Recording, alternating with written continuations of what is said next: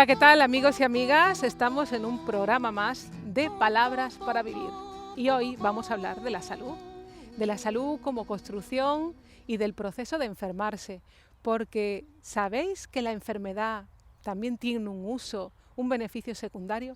Es decir, hemos visto que hay procesos inconscientes que nos hablan del uso que hacemos de la enfermedad y de cómo repercute en las relaciones de alrededor y con uno mismo. Vamos a verlo en Salud para Todos con Clemence Lunir, nuestra psicoanalista también de Grupo Cero. Y bueno, en Amor y Familia vamos a dedicarles esta sección a las personas que son, digamos que de alguna manera son cuidadores de personas que están enfermas en la familia y bueno, de ese síndrome que hablamos en muchas ocasiones, que es el síndrome del cuidador. Así que quedaros, que va a ser un programa apasionante. Vamos a descubrir muchas cosas que tienen que ver con esos procesos psíquicos tan importantes que el psicoanálisis nos desvela, nos viene a poner un haz de luz a esas cosas que no vemos con los ojos, sino que vemos con esa escucha del psicoanálisis. Muy bien, quedaros con nosotros en Palabras para Vivir. No te pierdas tu píldora vital y tu poema, que eso te da una energía para continuar toda la semana. Pum, pum, pum, pum, pum, pum, pum, pum, pum. Pum, pum, pum, pum, pum, pum, pum. Hola, hola, ¿qué tal amigos y amigas? Estamos en Palabras para Vivir con nuestra querida Clemence Lunir, como cada semana, para hablar de esos temas que a todos tanto nos apasionan, que es el ser humano y todos los entresijos de lo que nos pasa. ¿Qué tal, Clemence? ¿Cómo estás? Muy buenas, muy bien, Laura. Muy contenta de estar aquí con vosotros, como cada semana. Bien. Y entonces, ¿cuál va a ser el tema de nuestra conversación humana? Bueno, vamos a hablar un poco de cómo hacemos el uso de la enfermedad, ¿no? Porque me parece un tema importante, que a veces uno tiene un concepto de la enfermedad, como hay que ver lo que le ha pasado, y tendemos a poner en un lugar como de victimización, ¿no? En esas circunstancias. Y vamos a ver que también la enfermedad tiene ciertos usos, que podríamos decir, en los que uno no se da cuenta, pero que a través de la enfermedad a veces pues hace un uso de las cosas, un uso de las relaciones, que a veces se hace complejo la convivencia con una persona, pues supongamos con una depresión, con una enfermedad autoinmune o con cualquier Bueno, caída de accidente, o ¿no? el COVID, Porque, o el COVID. claro, el COVID, claro, que claro, que es interesante porque nosotros hablamos desde ese aspecto de ese mundo inconsciente tan desconocido y claro, sabemos que lo que es el mundo psíquico no es esa cuestión tan superficial de lo afectivo, de las emociones, ¿no? Sino que hay complejos mecanismos psíquicos inconscientes que nos hablan de que a veces se usa la enfermedad para maltratar al otro, para someterlo, para, bueno, para expresar incluso hostilidades o ciertos afectos que no podemos tolerar, que están reprimidos y que a través de ciertas acciones o de esa manifestación de la enfermedad, pues ahí se hablan sin poder traducirlo en palabras, porque somos muy complejos y hay una amplia gama de cómo exponemos nuestras cuestiones reprimidas, porque en todos nosotros hay una esfera de esos, digamos, sentimientos infantiles reprimidos, porque al fin y al cabo son como en el cuento este de la Odisea, en el que salen cada X tiempo, cuando beben sangre, los demonios salen a la superficie cuando alguien bebe sangre, ¿no? Y es como a nosotros también nos pasa, ¿no? Que en ciertos momentos es como que aparece toda esa cuestión reprimida infantil y se manifiesta en forma de sentimientos que no podemos, que no entendemos, o sentimientos que parecen una cosa y luego son otra, o a través de incluso pues enfermar, porque enfermar no se enferma cualquier persona de cualquier cosa, ¿no? No es que te haya tocado. ¿Verdad, Clemón? Tiene que haber una Bueno, disposición en pero me nosotros, parece ¿no? que el tema del cual quieres hablar un poco sería un poco disculparnos de las enfermedades que tenemos. Es decir, que el ser humano en su recorrido de vida pues va a caer enfermo. Es decir, que como es un ser mortal, pues en el camino va a haber enfermedades que hacen parte del camino. Entonces, claro, hay enfermedades de todo tipo, una enfermedad que dura un día, una enfermedad que dura una semana y enfermedades que duran meses o años. Eh, pero lo que me parece que es muy interesante lo que viene a presentar el psicoanálisis en el sentido que evidentemente hay una causa, un elemento, algo que hizo que se eligiese tal enfermedad y no tal otra, etcétera.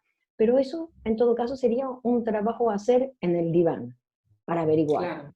Pero que fuera del diván no sirve hacerse esa pregunta. ¿Por qué me enfermo aquí? ¿Por qué me he enfermado aquí? ¿Por qué yo he caído con el COVID y mi vecino no? ¿O mi pareja no? Porque a veces es como esa cosa tan particular de la enfermedad, ¿no? Sí. Que, es decir, que hay uno que se enferma, que la enfermedad del ser humano no es matemática, que con el COVID nos quieren hacer entender como si hablas con alguien, ¿no? Como con el SIDA. También hemos visto con el SIDA que hay gente que era positiva, que tenía relaciones sexuales con alguien que no, y el otro no pillaba nada. Es decir, que la enfermedad del ser humano es, como tú dices, ¿no? El resultado de mecanismos inconscientes. Si no sabemos por qué, hay unos que le toca y otros que no. Y para saber sería tumbarse en el diván. Pero a lo que voy es un poco la idea de que como en psicoanálisis pensamos que la enfermedad va a ser parte de nuestro recorrido, pues no nos tenemos que preguntar tanto y decir, si quiero saber, me voy al diván, y si no, pues tengo que aceptar. Primero tengo que aceptar, porque después, frente a la enfermedad, hay como una bronca en cada uno. ¡Ah! Soy humana. Me he enfermado. ¡Ay! Porque claro, soy humana, soy mortal. Si no me enfermo, no hay gente que dice, yo nunca estoy enfermo, yo nunca, no, yo soy inmortal. Pues no.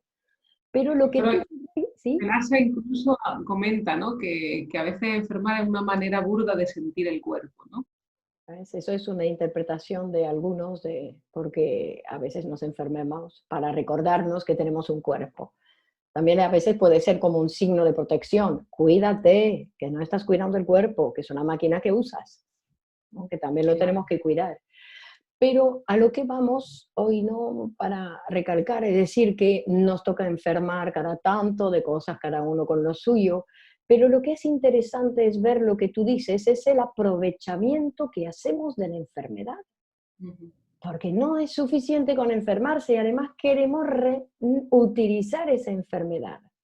Por eso que en psicoanálisis decimos que no importa tanto la enfermedad, sino lo que hago con ella. No soy el responsable de la enfermedad que me toca vivir. Soy el responsable de lo que hago con ella. Incluso decimos que ahí es la enfermedad. Si yo tengo un dolor de cabeza y con eso llamo a mi jefe y digo, no voy a trabajar, uso mi enfermedad. Si tengo la regla y entonces digo, no puedo ir a la piscina porque tengo la regla, uso del síntoma, que no, la regla no es un síntoma, pero en el sentido que hago uso de las cosas que me pasan.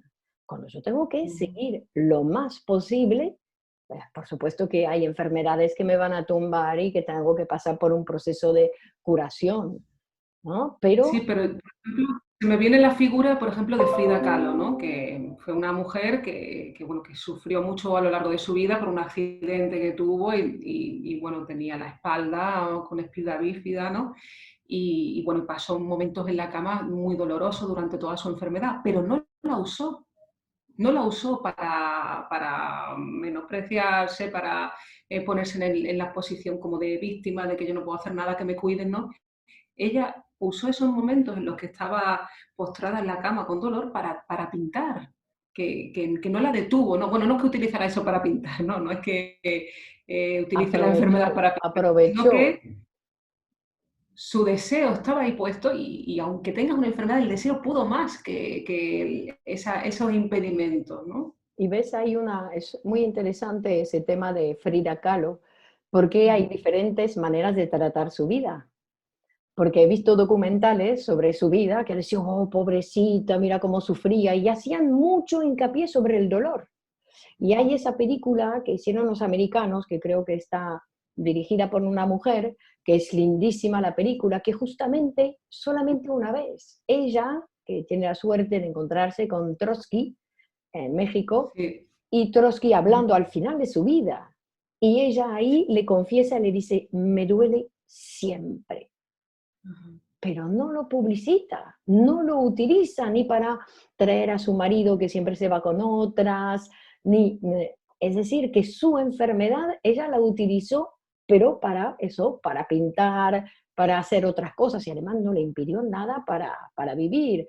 Al final de su vida, ¿te acordás? Está plantada en la cama, ya no se puede mover y hacen una exposición de sus pinturas en una galería en México. Ella dice, quiero ir, y los médicos dicen, no, ni hablar, no puedes, no puedes. Y ella dice, sí, sí, consigue que la gente lleve la cama. Entonces dice, no me muevo la cama, doctor, pero le llevan la cama a la sala de exposición. No, me acuerdo de Edith Piaf también.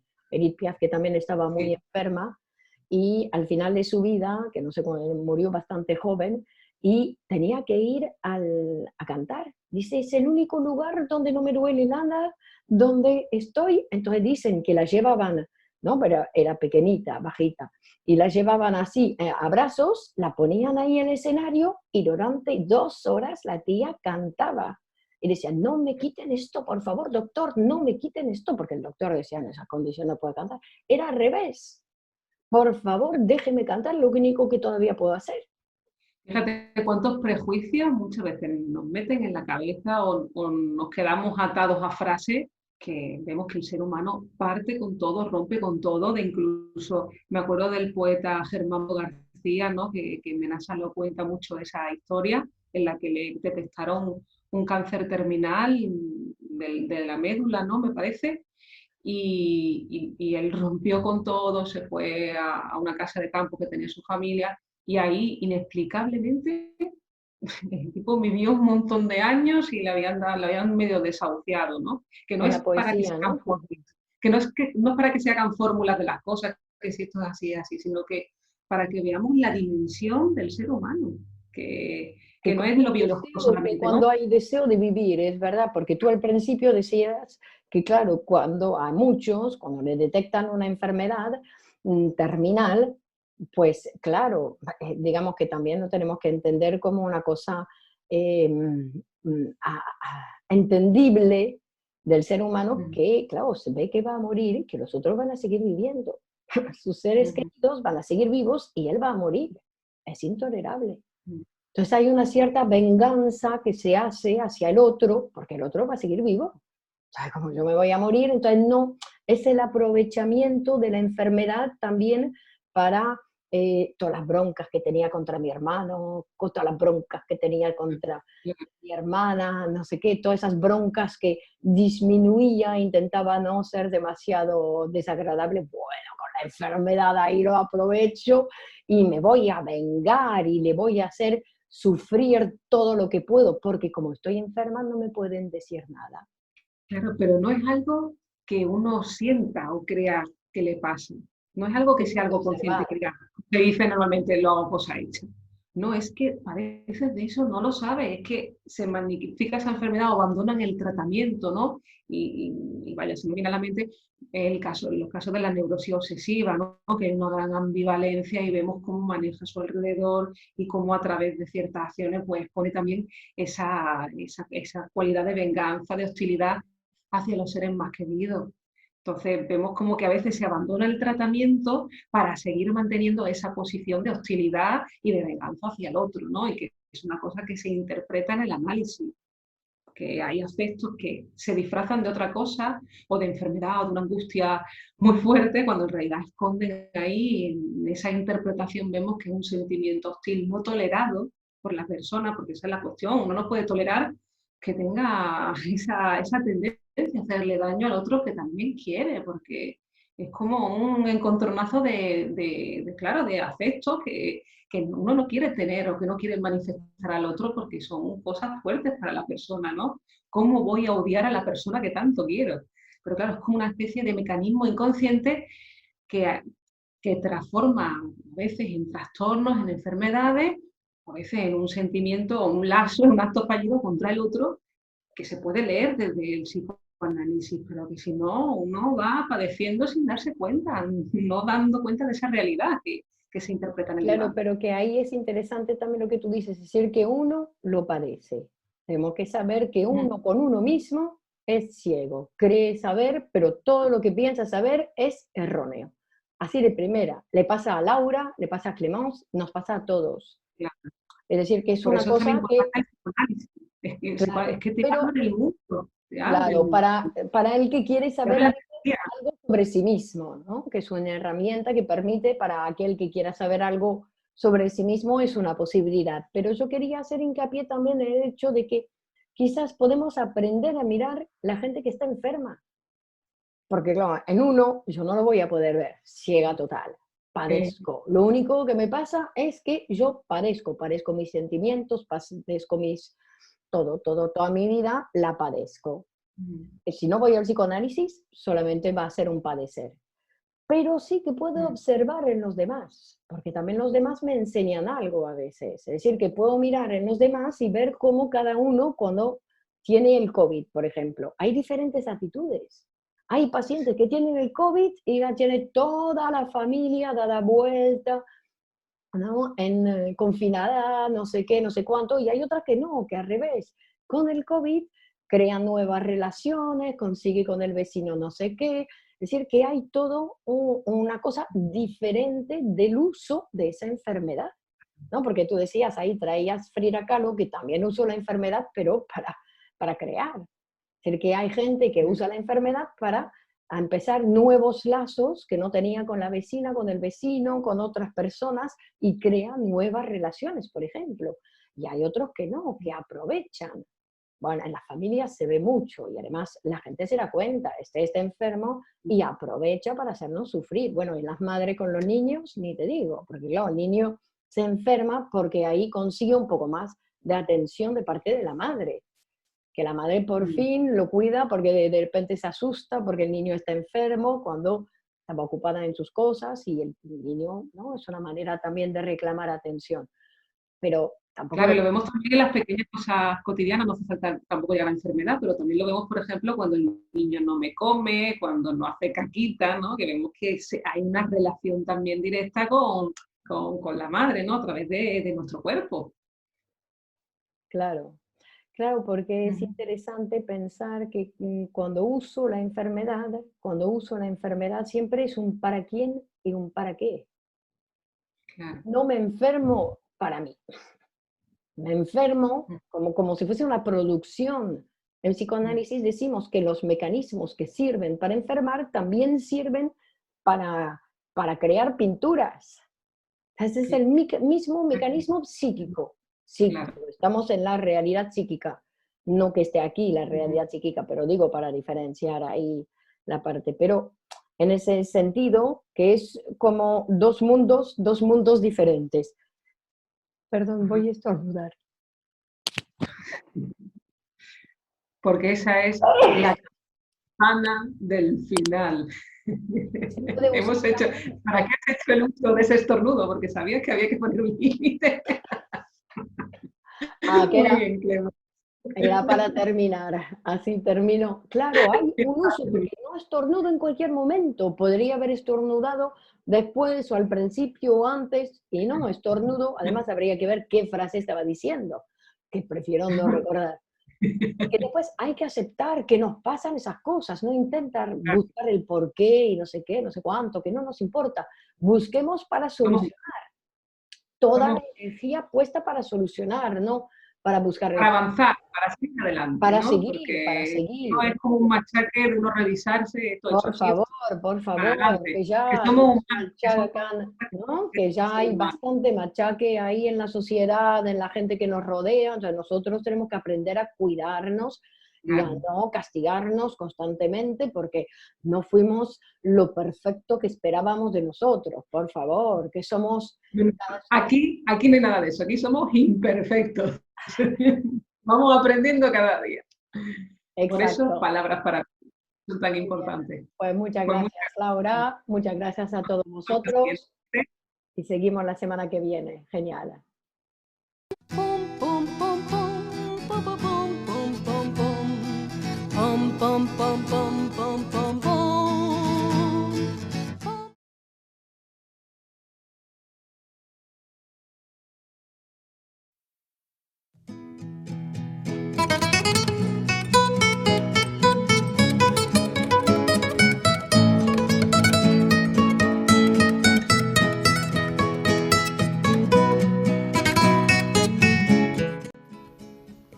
El desgaste no es de las células nerviosas, el desgaste es de lo que rodea a la célula nerviosa, es decir, de las relaciones sociales.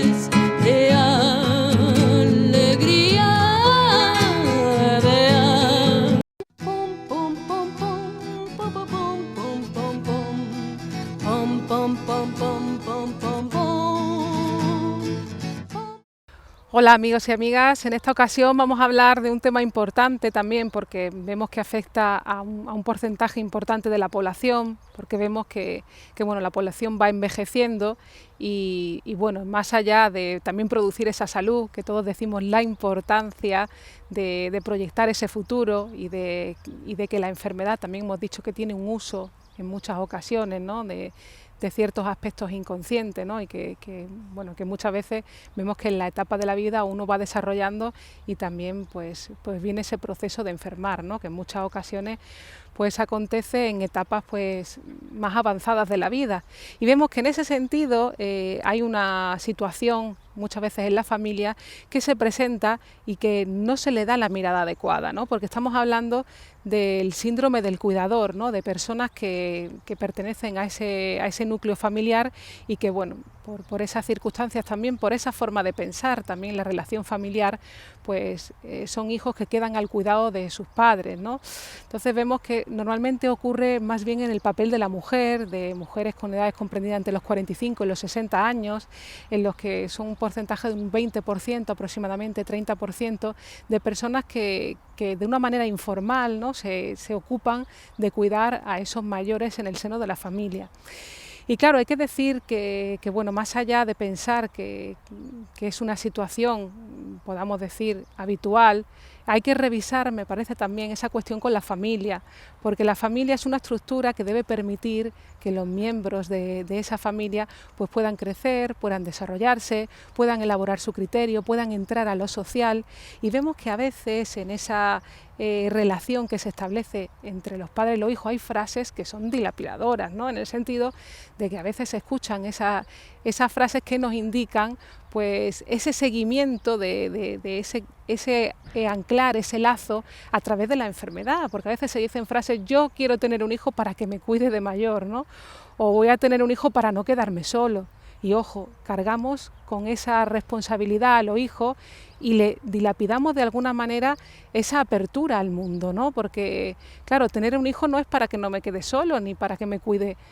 Cuidar tiene que ver con un trabajo profesional y tener establecido ese lugar para ese hijo es también producirle un conflicto moral, porque en muchas ocasiones vemos que aparece la culpa, aparece ese conflicto entre estar en el mundo, ¿no? Entre las relaciones sociales y por otro lado esa dicotomía entre cuidar y alejarme, ¿no? Y es importante decir que el papel de hijos tiene que estar. Hay que haber alguien que se encargue de esos cuidados, pero vemos que ya Freud decía, ¿no?, que en ese acercamiento, en ese lugar, ¿no?, en el que uno es un cuidador, vemos que hay muchos síntomas que acontecen en las personas y que en muchas ocasiones no se atiende de una manera adecuada a las personas que están cuidando, porque al final acaban más enfermos que el propio enfermo. Vemos incluso que en muchas ocasiones pues ese proceso de enfermar puede tener que ver también en ese lazo y ese vínculo que se establece a veces un poco destructivo entre la familia, entre el cuidador, entre la persona que está enferma. Pues hemos estudiado que muchas veces tiene que ver con deseos inconscientes de venganza por la cuestión de renunciar a una propia vida en pos de otras personas. Entonces vemos que son aspectos complejos, muy delicados, que también el psicoanálisis los trata y los ve, y que habla de una hostilidad encubierta que aparece en forma de enfermedad o que aparece incluso en forma de situaciones que son muy complejas y que hablan de ese pozo de rencor, de ese pozo de hostilidad en el que no ha habido un adecuado cauce para resolver estas cuestiones. También es importante reseñar que en muchas ocasiones hay un mal entendimiento de lo que significa pues esa cuestión de estructura familiar, de cómo se da el paso al mundo, y que vemos que tiene que ver con ese sentimiento de culpa que bueno, dan esas relaciones, esas primeras relaciones del padre, la madre, ¿no? Y que tiene que ver también con esa deuda simbólica de que cuando somos pequeños, pues el que nos dio la vida pues es nuestra madre, ¿no? Y claro, en esa cuestión a veces se utilizan esa posición pues para indicar que de alguna manera es una persona que me debe la vida y que al deberme la vida yo debo darle algo a cambio a esa persona, ¿no? Entonces a veces se mantiene ese anclaje en ese lugar, digamos, de culpa, en el que está mal entendido porque la deuda simbólica, esa deuda que todos adquirimos cuando nacemos, que es que alguien nos ha dado la vida, se paga trabajando para los demás, haciendo en lo social. Es necesario que esas personas estén atendidas, que los padres estén atendidos, pero no se devuelve en el mismo lugar, ¿no? Y vemos también de la problemática que hay, en muchas ocasiones hay muchas afecciones psíquicas que están relacionadas con el síndrome del cuidador. ¿Por qué? Porque claro, es una situación en la que uno deja de realizar cosas para cuidarse, ¿no? En la que se abandona a uno mismo, deja de cuidarse, hay una preocupación constante, y también es muy importante esta cuestión, que es que surgen muchos afectos hostiles en esa relación de cuidador, en un miembro de la familia, ¿no? Entre el padre, la madre y esa persona que lo cuida, que es dentro del miembro de la familia. Entonces aparecen muchos sentimientos hostiles que, claro, que son fuertemente reprimidos, y eso pues ejerce un daño importante en las personas, porque claro, es como que a veces uno fantasea o desea que la otra persona pues por fin dé fin a ese proceso tan difícil, y eso puede acarrear, si no son tolerados esos pensamientos o sentimientos, ¿no? Porque como uno va a tener sentimientos hostiles hacia una persona a la que quiere, ¿no? Y hay veces que en esa represión tan fuerte luego aparecen problemas psíquicos que tienen que ver con esa represión constante de esa relación con la otra persona, ¿no? Y de esa situación tan problemática que a veces pues tiene que ver también con procesos de depresión, procesos en los que hay también una desgana, en los que hay un abandono de la propia vida, del cuidado personal, de los deseos, ¿no? Y se establece ahí un anclaje en situaciones conflictivas que tienen que ver con afectos reprimidos que hacen muchísimo daño en las personas, y que vemos que incluso después de un proceso de enfermedad pues hay personas que acaban pues con un trastorno mental importante, porque estamos hablando de una situación muy difícil en la que uno constantemente está reprimiendo esos sentimientos hacia esa persona tan cercana a la vez, a la que tanto se quiere, y a la vez también que se producen esos sentimientos ambivalentes en las personas. Recalcar la importancia que tiene el psicoanálisis para estos procesos, porque precisamente va a escuchar esos procesos inconscientes, esas cuestiones reprimidas, esas confrontaciones que hay entre la moral, los deseos, ese sentimiento de culpa, el sentirse egoísta, el no saber qué hacer, o a pesar de que lo hago, acuden en mí síntomas y cuestiones que me hacen estar insatisfactorio o no sé tomar las decisiones más adecuadas.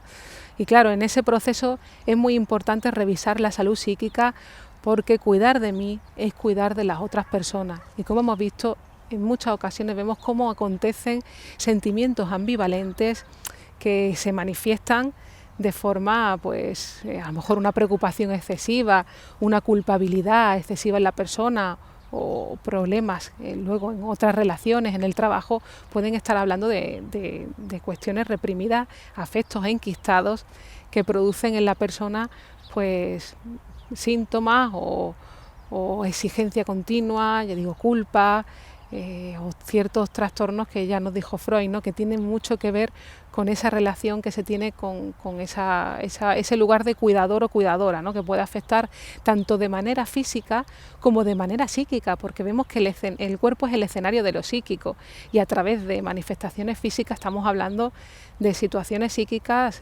posiciones psíquicas en las que hay cosas que entran en conflicto y no podemos resolver.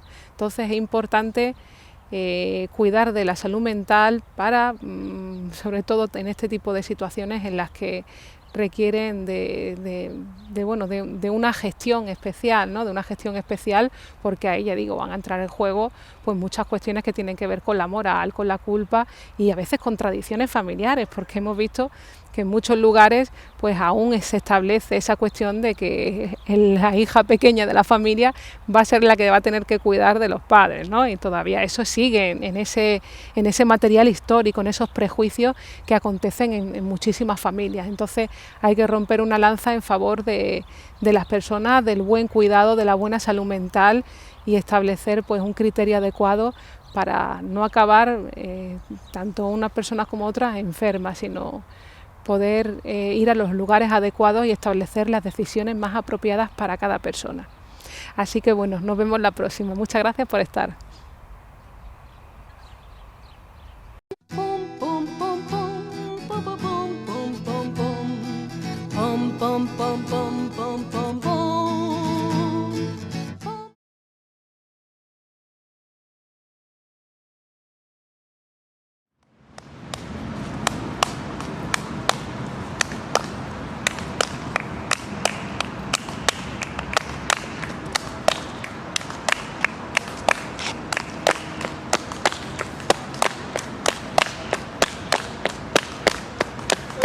Esta noche